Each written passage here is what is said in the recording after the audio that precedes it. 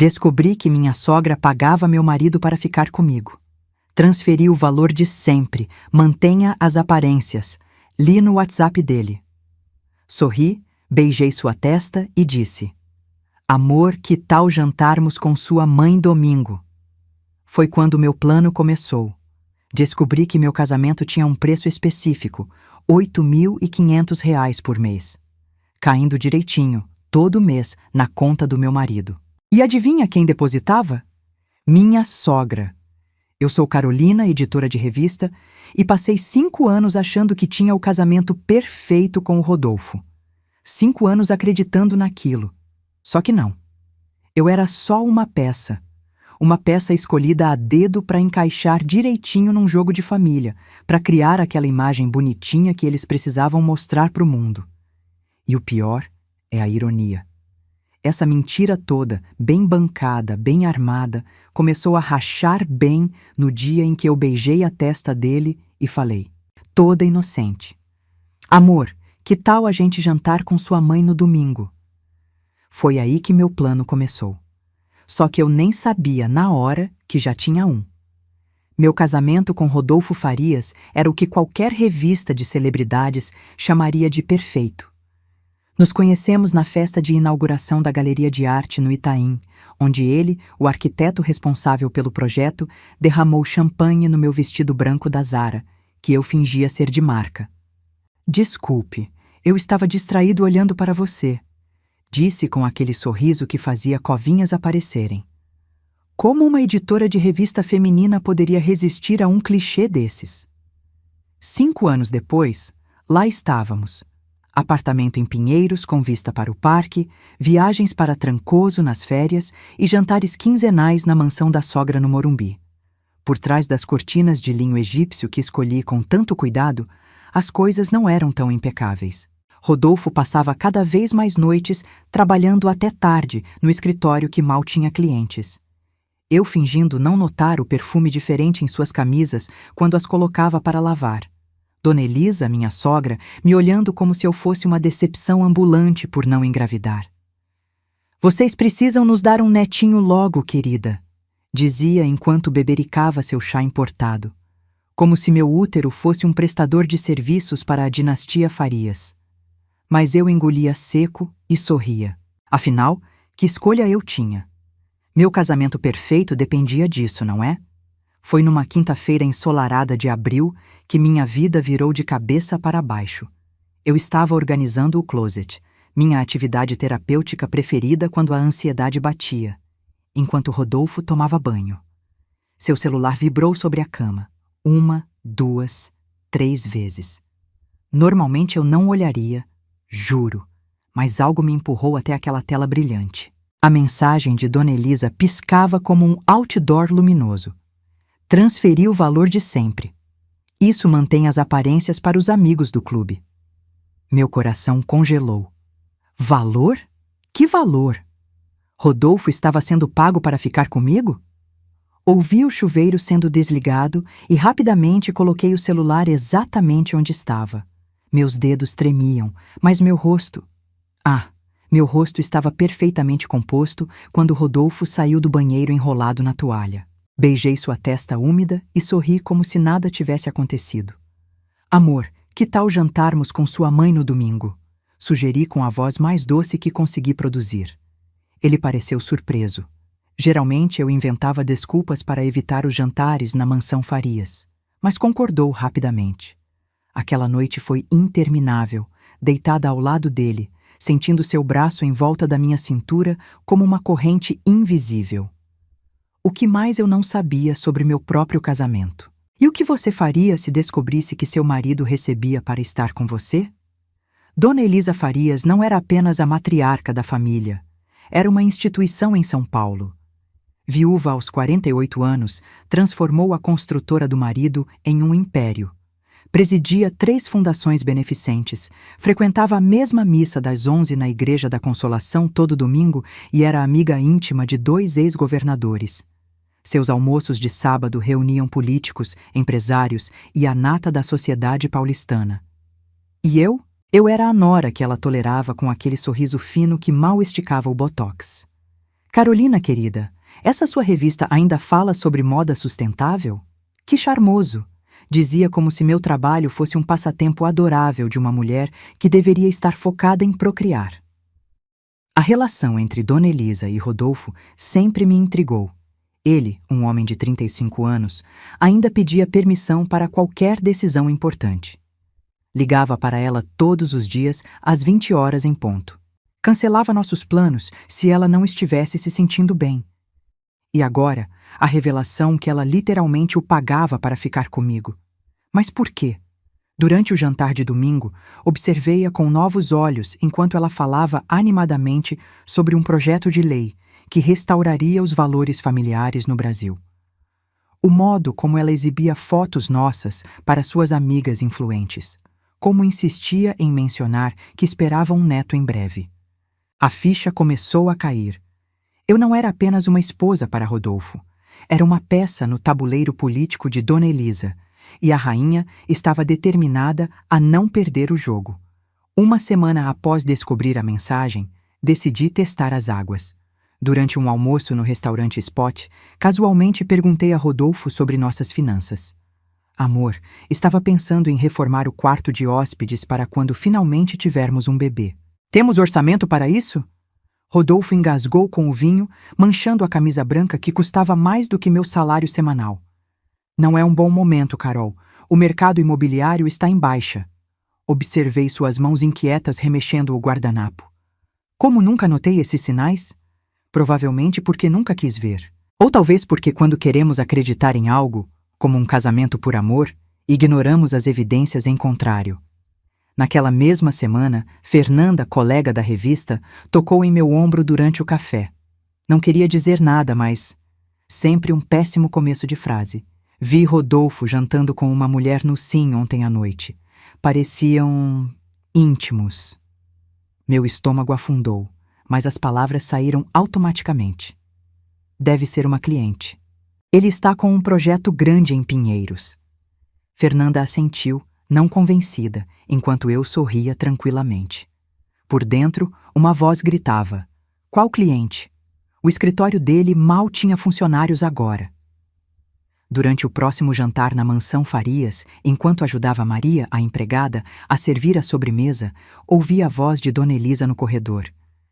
Ela ainda não sabe de nada, não é? Mantenha assim. Lembre-se do nosso acordo. Precisamos dela para a campanha. Campanha? Que campanha? As peças começavam a se encaixar, formando uma imagem que eu temia enxergar completamente. Então, alguma novidade? Perguntava Dona Elisa todo domingo, olhando significativamente para minha barriga, enquanto passava manteiga no pão. 3 anos tentando. 3 anos de testes negativos, seguidos por choros no banheiro que Rodolfo fingia não ouvir. Talvez devêssemos consultar outro especialista. Ele sugeria periodicamente, me levando a médicos cada vez mais caros. Dr. Silva, Dr. Bueno, Dra. Campos, todos diziam a mesma coisa. Não vemos razão aparente para a infertilidade, continue tentando. E eu continuava, tomando vitaminas, fazendo acupuntura, evitando álcool, seguindo dietas especiais. Tudo para dar à família Farias o herdeiro que tanto queriam. Mas por que essa obsessão? Por que Rodolfo, que raramente demonstrava interesse em crianças, insistia tanto? A resposta veio num evento beneficente da Fundação de Dona Elisa. A família é a base da sociedade, ela declarou no palco, enquanto imagens dela, Rodolfo e eu eram projetadas no telão. E como futura representante do povo, prometo defender esse valor. Política. Era tudo sobre política. O panfleto que recebi na saída deixava claro. Elisa Farias, pré-candidata a deputada estadual. Valores familiares em primeiro lugar. E lá estávamos nós, o casal perfeito, sorrindo na foto central. Mais tarde naquela noite, quando Rodolfo pensava que eu estava dormindo, o ouvi ao telefone. Mamãe, estamos tentando. Sei que um bebê seria perfeito para a campanha, mas não posso forçá-la a engravidar. Então era isso. Eu não era apenas uma esposa de fachada. Precisava ser uma mãe de fachada também. Você consegue imaginar a pressão? Sentir que seu valor para a família dependia da sua capacidade reprodutiva? Carolina, querida, você está absolutamente deslumbrante nesse vestido. A voz de Dona Elisa soava artificialmente alta enquanto me apresentava ao senador Bueno e sua esposa. Estávamos no coquetel de lançamento da pré-candidatura dela para deputada estadual, no Salão Nobre do Clube Paulistano. Minha nora é editora da revista Nova Mulher, ela continuou, apertando meu braço com força desnecessária. Uma moça brilhante que escolheu apoiar a carreira do marido enquanto tenta começar uma família. Seu sorriso não alcançava os olhos e suas unhas perfeitas afundavam levemente em minha pele, como um lembrete silencioso do meu papel. Sorri e assenti. A esposa perfeita, a nora perfeita, a fraude perfeita. A campanha de Dona Elisa se baseava em valores familiares tradicionais e o retorno à moralidade na política. Os banners espalhados pelo salão mostravam fotos dela com crianças carentes, com Rodolfo e comigo em eventos beneficentes e com o falecido marido em momentos de aparente felicidade conjugal. A ironia não me escapou. A mulher que pagava o filho para manter um casamento de fachada era o rosto da família brasileira tradicional. Durante seu discurso, ela chegou a dizer: família não se compra, se constrói com amor e dedicação. Engasguei com o champanhe. No banheiro, ouvi duas mulheres comentando. Seria perfeito se a norinha estivesse grávida para a campanha, não é? Elisa não para de falar nisso nas reuniões do comitê. Família, política, aparências... Tudo se misturava numa teia de mentiras que eu começava a desvendar. Mas até onde isso iria? E quem mais estava envolvido? Comecei a monitorar Rodolfo discretamente. Um caderninho escondido na gaveta de lingeries registrava seus horários, desculpas, telefonemas. Reunião com cliente às terças-feiras, sempre das 19 às 22 horas. Happy hour com investidores às quintas. Visita à obra em Alphaville aos sábados de manhã. Pequenos padrões emergiam, e então o descuido, um recibo de restaurante no bolso do paletó, tratoria de Luca, mesa para dois, às 20 horas de uma terça-feira quando ele deveria estar com clientes em uma reunião de negócios. O mesmo restaurante onde ele me pediu em casamento 5 anos atrás. Coincidência? Dificilmente. A dor da traição é uma coisa estranha. Mesmo quando você já suspeita, a evidência concreta ainda atravessa seu peito como uma flecha envenenada. Senhorita Carolina, aqui é Juliana, assistente da Dona Elisa. A ligação me pegou de surpresa numa tarde chuvosa. Preciso falar com você, pessoalmente, sobre seu marido. Nos encontramos numa padaria longe do Circuito Farias. Juliana, sempre tão formal e contida no escritório da sogra, parecia nervosa. Trabalho para Dona Elisa há 15 anos. Vi muita coisa, inclusive o acordo. Ela deslizou um envelope pela mesa. São cópias dos depósitos mensais e do contrato. Meus olhos arregalaram ao ver os valores. R$ 8.500 mensais. Por quê? Sussurrei. Por que você está me mostrando isso? Juliana suspirou. Porque eles fizeram isso antes, com outra mulher, e não acabou bem para ela. Outra mulher? Quem? O que aconteceu com ela? E mais importante, o que aconteceria comigo quando eu não fosse mais útil para os planos da família Farias? Era uma terça-feira, quando decidi seguir Rodolfo. Estacionei meu carro 2 quadras antes do elegante prédio no Itaim Bibi, onde ele entrou com a familiaridade de quem frequenta o lugar regularmente. O porteiro o cumprimentou pelo nome. Esperei quase 1 hora no carro, reunindo coragem, antes de me aproximar. Boa noite. Vim entregar esses documentos para o senhor Rodolfo Farias. Ele esqueceu no escritório e disse que era urgente. O porteiro assentiu sem questionar. Apartamento 1402, senhora. Enquanto o elevador subia, meu coração parecia querer escapar pela boca. O que eu encontraria? E estava realmente preparada para ver? A porta foi aberta por uma mulher bonita, de cabelos castanhos e... grávida. Visivelmente grávida, com uma barriga de uns 5 meses arredondando a camiseta que usava. Posso ajudar? Perguntou educadamente. Então, ouvi a voz de Rodolfo vindo de dentro. Quem é, amor? Ele apareceu atrás dela, segurando um pote de tinta azul, provavelmente para o quarto do bebê. O pote caiu, explodindo tinta pelo chão branco quando nossos olhares se encontraram. Carol? Sua voz era um sussurro horrorizado. A mulher olhava de um para o outro, a compreensão lentamente surgindo em seu rosto. Você deve ser Carolina, ela disse finalmente, sem a raiva que eu esperava. Havia algo mais em seus olhos. Pena? Acho que precisamos conversar, ela continuou, abrindo mais a porta. E assim, num surreal acordo tácito entre duas mulheres enganadas, entrei no apartamento do meu marido com sua... O quê? Amante? Segunda esposa? Futura mãe do seu filho? Quanto mais eu descobria, menos eu conhecia o homem com quem tinha casado. Nos conhecemos na faculdade, explicou Mariana, enquanto me servia um copo d'água. Eu recusei o chá que ela ofereceu inicialmente. Nunca mais aceitaria chá de ninguém. Sempre fomos o casal perfeito, até que meu pai se recusou a investir na construtora dos Farias. Dona Elisa considerou isso uma traição e praticamente forçou o Rodolfo a terminar comigo. Ela acariciou a barriga proeminente quase inconscientemente. Rodolfo permanecia em silêncio, olhando para o chão manchado de tinta azul como uma criança repreendida.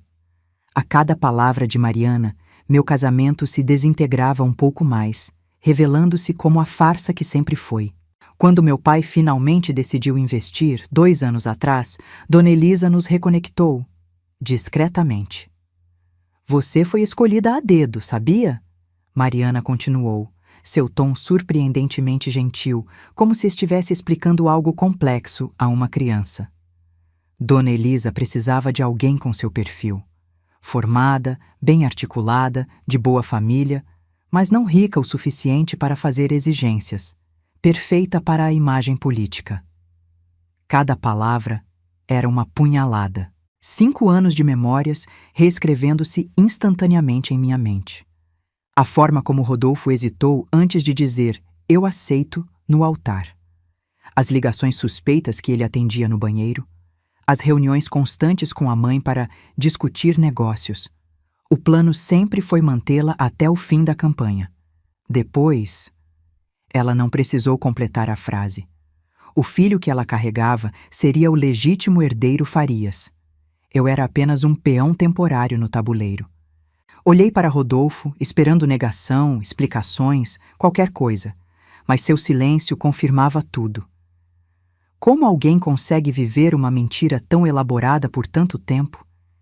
E como eu pude ser tão cega? 3 dias após o confronto com Mariana e Rodolfo, recebi um presente surpresa. Uma viagem para Fernando de Noronha, só nós 2, para nos reconectarmos. Rodolfo estava desesperado, ligando constantemente, enviando flores ao escritório, jurando que poderíamos fazer funcionar, como se nosso casamento fosse um eletrodoméstico com defeito. Aceitei a viagem com um sorriso e garantias de que precisávamos mesmo desse tempo juntos. Por dentro, a raiva fervia. Cada gesto romântico agora parecia calculado, cada palavra de amor soava falsa. Mas 2 podiam jogar esse jogo. Enquanto ele achava que estava me reconquistando, eu começava a traçar meu próprio plano. A segunda surpresa veio no trabalho. Fui chamada à sala de Regina Almeida, proprietária da revista. Carolina, queremos você como editora-chefe, anunciou com um sorriso que não alcançava seus olhos. Seu trabalho tem sido notado. O aumento era substancial, quase o dobro do meu salário atual. Agradeci efusivamente, fingindo não notar a foto dela com Dona Elisa em uma festa beneficente, estrategicamente posicionada na estante atrás de sua mesa. No dia seguinte, Juliana confirmou. Dona Elisa moveu montanhas para conseguir sua promoção. Disse que precisa que você esteja feliz e ocupada nos próximos meses. Claro, a campanha estava começando. Precisavam que a nora exemplar estivesse radiante em eventos, mostrando como a família Farias apoiava o sucesso profissional feminino. Outro presente envenenado. Mais uma corrente dourada para me manter presa, grata e, acima de tudo, silenciosa. Mas o que eles não sabiam é que cada presente apenas fortalecia minha determinação de expor a verdade. Você aceitaria ouro em troca da sua dignidade? Preciso de discrição absoluta, expliquei a Paulo Mendonça, ex-policial e atual investigador particular, recomendado por uma colega da revista que passou por um divórcio complicado. Estávamos em um café no centro, longe dos círculos sociais dos Farias. Quero saber tudo: transações bancárias, imóveis, outros relacionamentos, qualquer sinal de corrupção. Paulo assentiu, sem julgamentos em seus olhos cansados. Trabalho com casos como o seu frequentemente, senhora. Maridos com 2 famílias não são tão raros quanto se pensa. Mal sabia ele que meu caso ia muito além da infidelidade. Passei-lhe um envelope com um adiantamento em dinheiro, sacado em pequenas quantias ao longo de semanas para não levantar suspeitas. 2 semanas depois, Paulo me entregou um dossiê completo. As descobertas eram mais chocantes do que imaginei.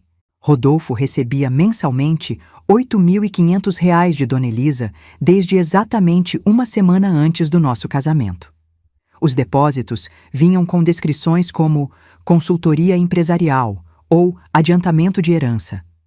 Além disso, havia uma conta conjunta entre Rodolfo e Mariana aberta há 18 meses, com depósitos regulares de Dona Elisa classificados como fundo familiar.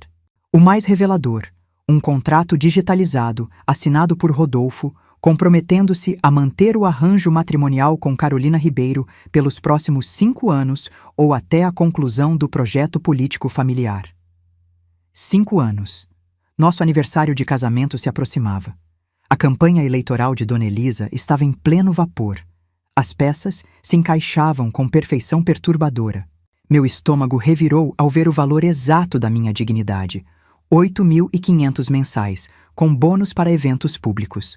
Como alguém coloca preço na vida de outra pessoa? E o que vale mais, a verdade devastadora ou uma mentira confortável? O blog começou como terapia. Casada com uma mentira. Sem meu nome, sem detalhes identificáveis, apenas a história crua de uma mulher descobrindo que seu casamento era uma transação comercial. Escrevi o primeiro post às 3 da manhã, depois de mais um jantar em que fingi normalidade com Rodolfo. As palavras fluíram como um rio represado finalmente libertado. Quanto vale seu casamento? O meu tem um preço específico: R$ 8.500 por mês. Descobri que meu marido recebe esse valor da própria mãe para manter nossa farsa conjugal. Enquanto isso, sua verdadeira parceira espera um filho, o legítimo herdeiro que eu nunca poderia ser. Postei sem reler, sem expectativas. Na manhã seguinte, havia 57 comentários. Em uma semana, mais de 5.000 seguidores. Seu último post sobre ser tratada como um ativo empresarial em vez de uma esposa me fez chorar no metrô, escreveu uma leitora. Finalmente entendi que não estou louca. Outras histórias começaram a surgir nos comentários. Uma estava casada com um político que mantinha 3 famílias em cidades diferentes. Outra descobriu que o marido tinha um acordo com o sogro para aguentar a filha problemática em troca de sociedade na empresa familiar. As histórias variavam, mas o padrão era o mesmo: mulheres tratadas como mercadorias, propriedades ou obstáculos a serem gerenciados. O blog se tornou um espaço seguro, uma comunidade de vozes silenciadas, finalmente encontrando eco. Enquanto editava artigos sobre como manter a chama do casamento na revista, à noite desconstruía essas mesmas fantasias para uma audiência cada vez maior. O anonimato me permitia ser completamente honesta, expondo cada nova descoberta. A ironia não me escapava. A mesma habilidade editorial que me tornava a nora perfeita para eventos sociais agora alimentava minha rebelião secreta. Quanto tempo eu conseguiria viver essa dupla vida? O que você acha de renovarmos nossos votos? Rodolfo perguntou durante um jantar em nosso apartamento, 10 meses após eu descobrir a mensagem no celular. Quase engasguei com o vinho, mas mantive a compostura. Estava ficando especialista nisso. Por quê? Perguntei, fingindo surpresa em vez da suspeita que realmente sentia. Ele tomou minhas mãos nas suas, olhos implorando confiança que não merecia. Para celebrar nosso amor, recomeçar. Esses últimos meses foram complicados. Complicados. Que palavra interessante para descrever uma vida dupla com uma mulher grávida e um casamento fraudulento. Sorri docemente, enquanto minha mente calculava as verdadeiras motivações por trás dessa proposta tão conveniente. A resposta veio no dia seguinte, quando Juliana, a assistente de Dona Elisa e agora minha informante relutante, me enviou uma mensagem. As pesquisas da campanha caíram 12 pontos após o escândalo do senador Bueno. O mesmo senador que frequentava os jantares de Dona Elisa havia sido flagrado com uma amante, destruindo sua imagem de defensor da família tradicional. Dona Elisa está em pânico, continuou Juliana. Ela precisa reforçar a imagem familiar imediatamente. Tudo fazia sentido agora. A renovação de votos não era para nós, era para os eleitores, para as fotos nos jornais, para desviar qualquer associação com o escândalo. Nosso casamento, mais uma vez, sendo usado como ferramenta política. Acho uma ideia maravilhosa, respondi a Rodolfo naquela noite, surpreendendo-o com meu entusiasmo. Mas quero algo realmente especial, algo memorável. Sugeri o Copacabana Palace, sabendo do valor simbólico para a elite que Dona Elisa tanto prezava. Posso cuidar de tudo, ofereci, vendo a oportunidade perfeita se formando. Rodolfo parecia aliviado com minha reação positiva, completamente alheio ao fato de que acabara de me entregar o palco perfeito para minha vingança. Eles fizeram isso antes, sabia? Juliana disse enquanto me passava mais documentos em nosso café semanal clandestino.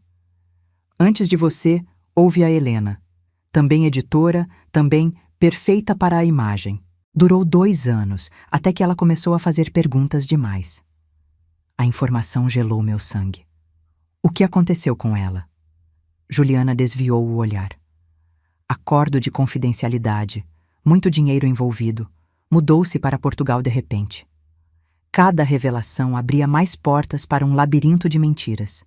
Juliana arriscava seu emprego de 15 anos me ajudando, mas como ela mesma disse, algumas coisas são mais importantes que um salário bom, como poder se olhar no espelho de manhã.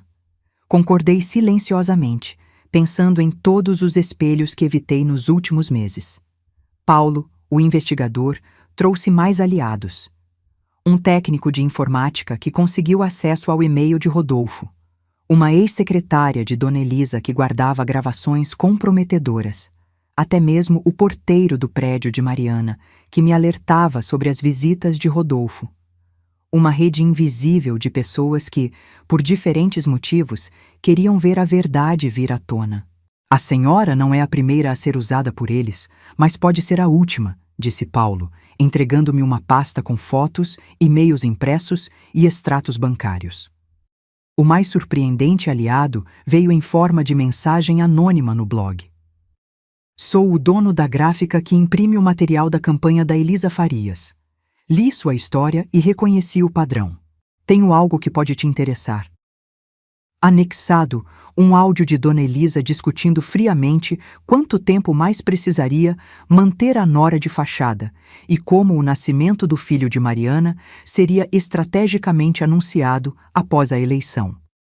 Não estava mais sozinha nessa batalha. Mas seria suficiente?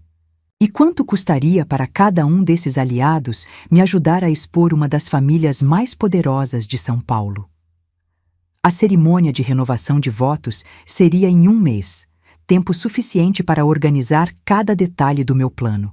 Precisava ser perfeito, o momento exato, as evidências irrefutáveis, testemunhas estratégicas. Quero um telão grande para mostrar nossos momentos especiais, disse a Rodolfo, que concordou imediatamente. Claro que concordou. Que político resistiria à oportunidade de projetar imagens familiares perfeitas para convidados influentes? O técnico de informática garantiu que poderia interceptar a transmissão no momento certo. 10 segundos é tudo o que preciso para substituir o arquivo, explicou.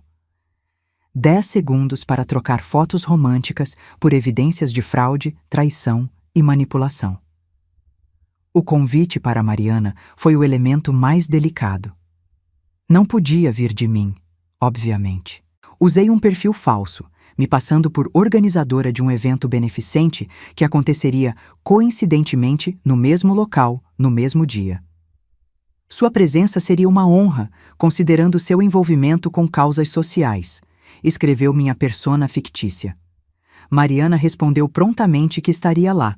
Ela não sabia, mas seria nossa convidada de honra. Enquanto organizava as evidências, ensaiava mentalmente cada segundo daquela noite. Como reagiriam os convidados? Como Dona Elisa tentaria controlar os danos? Como Rodolfo explicaria o inexplicável? Mais importante, como eu me sentiria depois? Vingada? Libertada? Ou simplesmente vazia? Havia momentos em que duvidava do meu plano. Seria melhor simplesmente ir embora, silenciosamente, com um acordo financeiro generoso?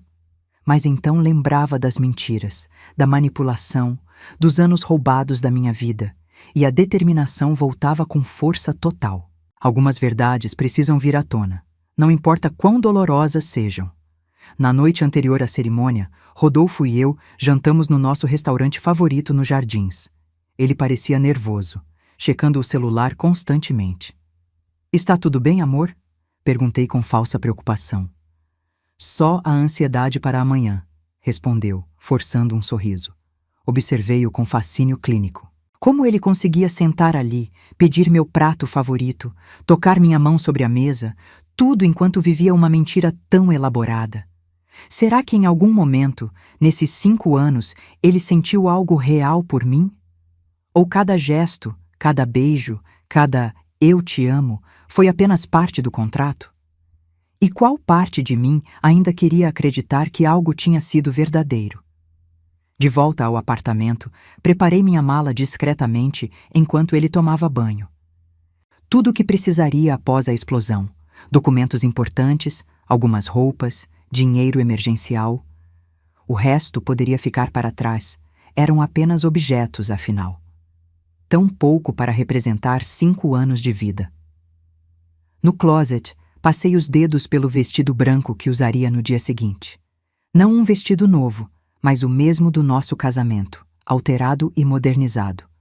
Dona Elisa tinha sugerido um modelo novo, mais sofisticado, mas insisti. A simbologia era importante. O mesmo vestido, a mesma mulher, mas uma realidade completamente diferente. Enquanto dobrava cuidadosamente uma foto nossa, a única que levaria comigo, como lembrança de uma vida que nunca existiu, meu celular vibrou com uma mensagem de Juliana. "Está tudo pronto. Não volte atrás." Não pretendia. Deitei-me ao lado de Rodolfo pela última vez, ouvindo sua respiração tornar-se regular enquanto ele caía no sono. Como ele podia dormir tão tranquilamente? Amanhã, quando o sol nascesse, seria o último dia da nossa farsa conjugal. E eu estava mais do que pronta para a tempestade que viria. Acordei antes do despertador, com aquela clareza surreal que precede momentos decisivos. O quarto de hotel onde me preparava ficava no próprio Copacabana Palace. Insisti nisso alegando superstição de noiva. Na verdade, precisava de um território neutro, longe dos olhos vigilantes de Rodolfo e Dona Elisa. A maquiadora aplicava o blush enquanto eu observava meu reflexo com distanciamento clínico. Quem era aquela mulher no espelho, com olhos determinados por trás do sorriso ensaiado? Não era mais a Carolina ingênua que acreditou no conto de fadas. Nem era a Carolina devastada dos últimos meses. Era uma versão nova, forjada na dor e determinação. "Está nervosa, senhora?" perguntou a maquiadora. "Estranhamente calma", respondi. Como não estar calma quando, pela primeira vez em 5 anos, estava prestes a ser completamente honesta? O vestido branco, o mesmo do casamento, ajustado para parecer novo, deslizou pelo meu corpo como uma segunda pele. Um simbolismo que só eu compreendia. Mesma mulher, mesma roupa, realidade completamente diferente. Juliana chegou com o buquê. Rosas brancas com pequenos cravos vermelhos escondidos entre as flores. "Vermelho sangue." "Apropriado", comentei, e trocamos um olhar de entendimento. Meu telefone não parava. Mensagens de Rodolfo perguntando se estava tudo bem. de Paulo confirmando que todos os convidados especiais haviam chegado, do técnico garantindo que o sistema de projeção estava sob controle. A última mensagem foi de Mariana. Cheguei ao evento beneficente. Parece que há outra cerimônia acontecendo no mesmo local? Respondi com um emoji sorridente. Que coincidência! Aproveite o evento! Olhei-me no espelho uma última vez. Está na hora, disse a Juliana. Ela apertou minha mão brevemente. Tem certeza que quer fazer isso? Nunca tive tanta certeza na vida. Algumas portas, uma vez abertas, não podem mais ser fechadas. E eu estava prestes a derrubar a casa inteira. O salão nobre do Copacabana Palace estava impecável, arranjos de flores brancas, luzes suaves, música clássica tocando discretamente. Reconheci rostos da alta sociedade paulistana, políticos influentes, jornalistas estrategicamente posicionados. A família Farias não economizava quando se tratava de aparências. Rodolfo me esperava no altar improvisado, parecendo genuinamente nervoso.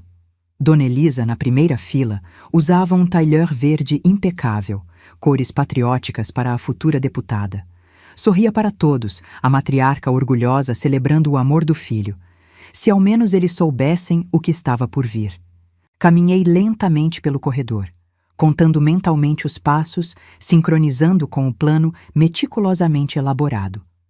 Quando alcancei o altar, em vez de tomar as mãos de Rodolfo, virei-me para os convidados. Antes de renovarmos nossos votos, preparei uma pequena surpresa. Um vídeo com nossos momentos mais reveladores. O sorriso congelou no rosto de Dona Elisa. Rodolfo franziu o senho confuso. Isso não estava no roteiro cuidadosamente planejado.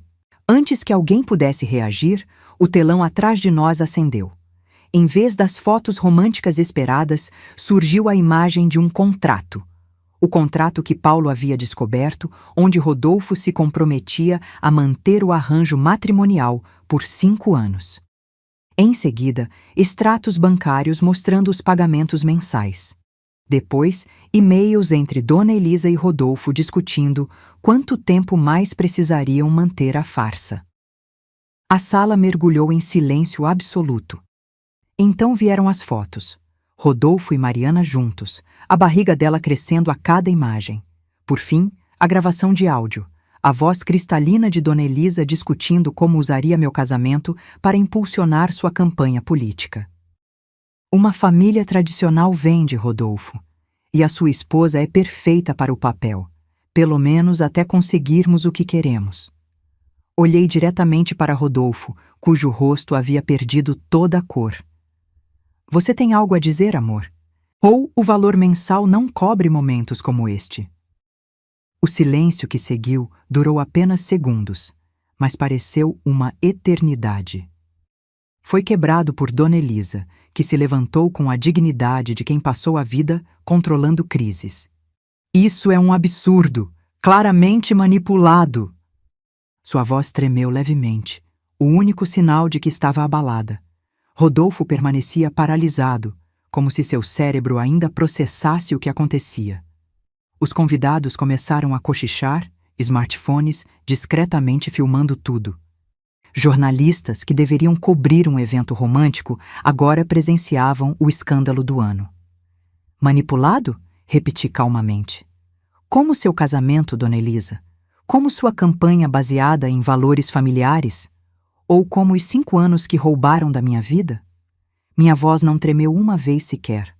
Anos de raiva contida emergiam com precisão cirúrgica. Foi nesse momento que Mariana entrou no salão, atraída pelo tumulto crescente. Sua barriga de 7 meses era impossível de esconder no vestido preto simples que usava.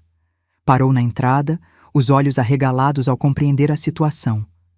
Nossos olhares se encontraram brevemente. Não havia raiva entre nós. Apenas um reconhecimento silencioso de que éramos peças diferentes do mesmo jogo doentio. Rodolfo finalmente encontrou sua voz. Carol, podemos conversar em particular, por favor? Sua súplica patética foi recebida com uma risada involuntária da minha parte. Particular? Agora você quer privacidade? Não, Rodolfo. Acabou o tempo das mentiras sussurradas e acordos secretos.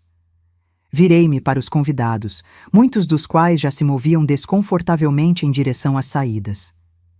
Senhoras e senhores, lamento informar que não haverá renovação de votos hoje. Na verdade, nunca houve um casamento real para renovar. Apenas um contrato comercial que acaba de expirar.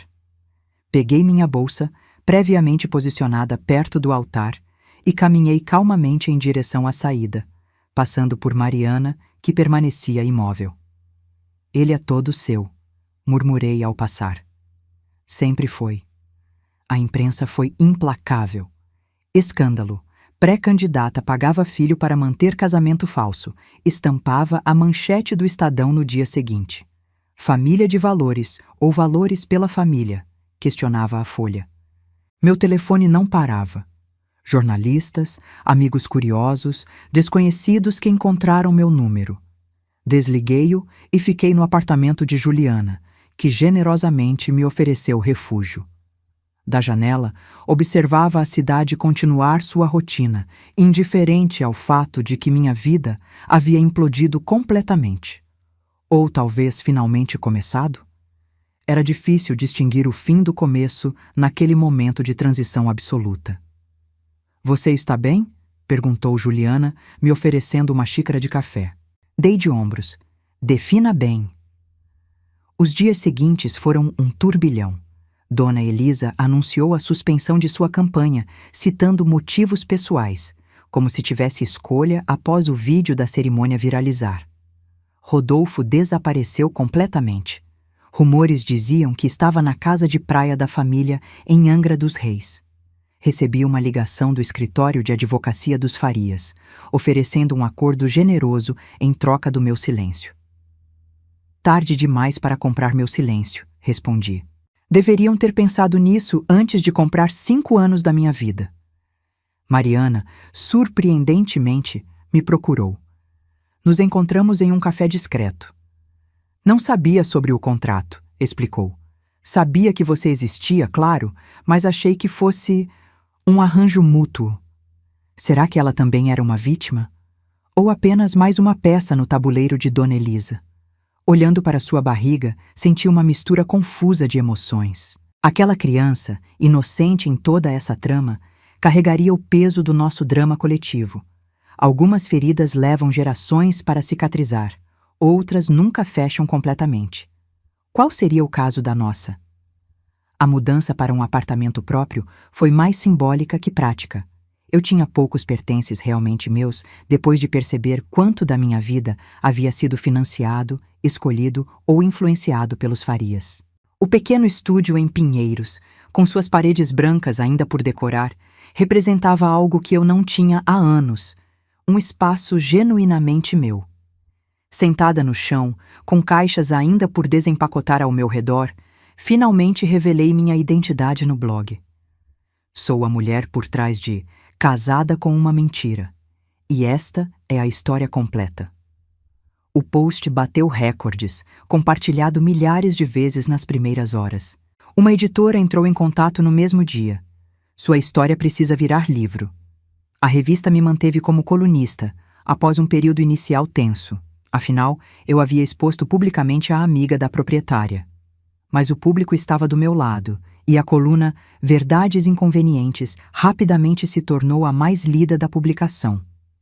Ironicamente, o escândalo impulsionou minha carreira mais do que qualquer promoção arranjada poderia fazer.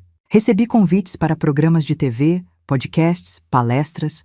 Todos queriam ouvir a mulher que desmascarou uma das famílias mais poderosas de São Paulo. Como você teve coragem? Era a pergunta mais frequente. A verdade? Não foi coragem, foi sobrevivência. Quando você descobre que sua vida inteira é uma mentira arquitetada, a verdade se torna a única coisa sólida a qual se agarrar, mesmo que essa verdade destrua tudo ao seu redor, especialmente quando destrói o que nunca foi real. Conheci Felipe por acaso, num evento onde fui convidada para falar sobre relacionamentos tóxicos e autenticidade. Ele era o fotógrafo, discreto e observador, captando momentos que outros perdiam. Você sorri diferente quando não está posando, comentou enquanto me mostrava algumas fotos após o evento. Como assim? Perguntei, intrigada. Seus olhos participam, explicou simplesmente. Havia algo refrescante na sua honestidade direta, sem segundas intenções ou agendas ocultas. Trocamos telefones profissionalmente. Ele queria permissão para usar algumas fotos em seu portfólio. Eu não esperava que ligaria para ele 3 dias depois, com a desculpa esfarrapada de perguntar sobre as imagens. Nosso primeiro encontro oficial foi num bar em Vila Madalena. Nada glamuroso, nada planejado. Apenas 2 pessoas conversando por horas sobre fotografia, literatura e como é reconstruir a vida depois de um terremoto emocional. Ele havia perdido a esposa para o câncer 2 anos antes. A dor é diferente, mas a sensação de ter sido roubado é parecida, refletiu. Não ficamos de mãos dadas, não nos beijamos na despedida. Apenas marcamos de nos encontrar novamente. E depois, mais uma vez. E outra. Sem pressa, sem expectativas. Como 2 sobreviventes aprendendo a confiar novamente, testando cada degrau antes de apoiar todo o peso. Como sei que isso é real? Perguntei uma noite, o medo súbito me dominando. Felipe pensou por um momento. Você não sabe, eu também não. Temos que decidir todos os dias que vale a pena descobrir. Não era a resposta romântica que filmes nos ensinam a esperar.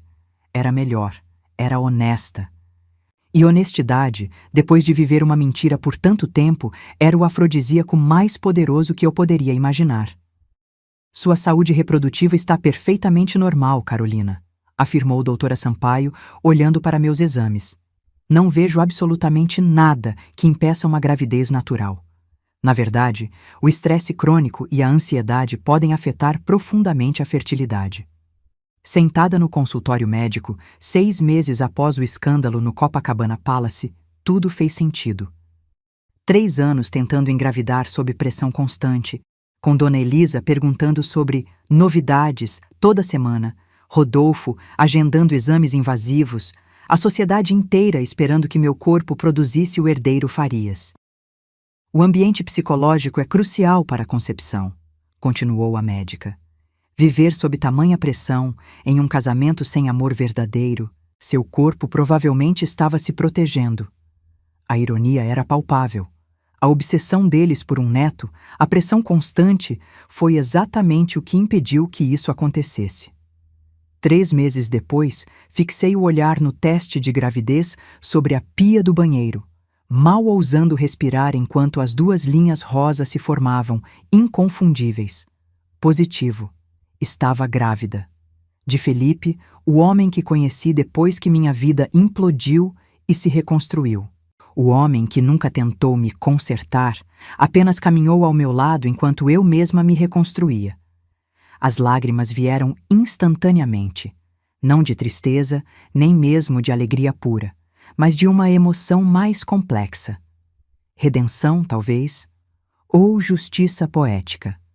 O bebê que Rodolfo e Dona Elisa tanto queriam que eu tivesse para completar sua farsa familiar, agora viria, mas em meus próprios termos, no meu próprio tempo, com alguém que realmente me amava. Sentei-me no chão do banheiro, uma mão sobre a barriga ainda plana, e ri até que as lágrimas se misturaram com o riso. A vida tem um senso de humor estranho, não tem? Justo quando você acha que entendeu o jogo, as regras mudam completamente. O escritório do advogado tinha aquele ar solene que só lugares onde vidas são oficialmente desfeitas conseguem ter. Assinei os papéis do divórcio com uma caneta que pesava mais do que deveria. 5 anos de vida, sendo encerrados com alguns rabiscos. Rodolfo não compareceu, enviando apenas seu representante legal. Típico. Mesmo no fim, ele não teve coragem de me encarar. O acordo era generoso, mais do que generoso, na verdade. Os Farias queriam garantir que eu não causaria mais danos à sua já fragilizada reputação. Como se dinheiro pudesse comprar meu silêncio agora, depois de tudo. Aceitei mesmo assim. Não pelo valor, mas pelo que representava. O reconhecimento oficial do que me fizeram. Saindo do escritório, uma mão protetora sobre minha barriga de 4 meses, senti uma leveza que não experimentava há anos. Não era apenas o fim de um casamento. Era o fim de uma performance exaustiva, de um papel que nunca me serviu direito. No carro, Felipe esperava pacientemente. "Tudo certo?" perguntou simplesmente quando entrei. Assenti, sem palavras para descrever o redemoinho de emoções. Ele entendeu mesmo assim, apertando minha mão brevemente antes de dar a partida. No caminho para casa, nosso pequeno apartamento em Pinheiros, decorado com nossas escolhas, não as de Dona Elisa, refleti sobre o preço real daqueles 5 anos. O que eu havia perdido era incalculável. Tempo, confiança, inocência. Mas o que ganhei? Uma versão mais forte e lúcida de mim mesma. A capacidade de distinguir verdade de performance. E, ironicamente, a família verdadeira que sempre desejei, construída em honestidade, não em contratos. Se pudesse voltar no tempo e avisar aquela Carolina inocente no altar, eu o faria? Ou algumas lições precisam ser vividas para serem realmente aprendidas? A estrada à nossa frente se abria, livre de mentiras e contratos ocultos. Pela primeira vez, o futuro era genuinamente desconhecido. E isso era assustadoramente libertador.